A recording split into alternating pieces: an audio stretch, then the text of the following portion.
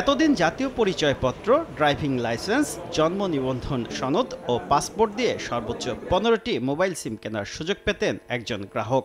তবে সেই সুযোগ এবার কাটছাঁট করল সরকার।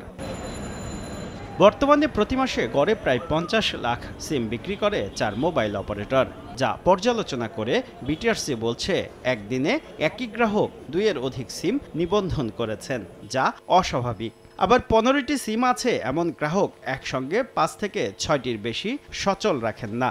সব মিলিয়ে একজন গ্রাহকের বিপরীতে সিম সংখ্যা ১৫ থেকে ১০টিতে নামানোর নির্দেশ দিয়েছে বিটিআরসি। এটা দ্রুতই বাস্তবায়ন হয়ে যাবে। বর্তমানে প্রায় ৬ কোটি ৭৬ লাখ ব্যবহারকারীর হাতে সিম আছে ১৮ কোটি ৬২ লাখের মতো। নতুন সিদ্ধান্তে মিশ্র প্রতিক্রিয়া গ্রাহকদের মধ্যে। সিমের কারণে অপরাধ বেড়ে যাচ্ছে। প্রতারণা করবে, সে 10টা হোক 15টা হোক সব দিক দিয়ে করতে পারবে।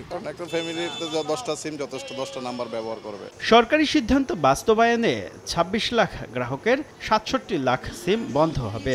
*1601# ডায়াল করে নিবন্ধিত সিম সংখ্যা জানা যাবে।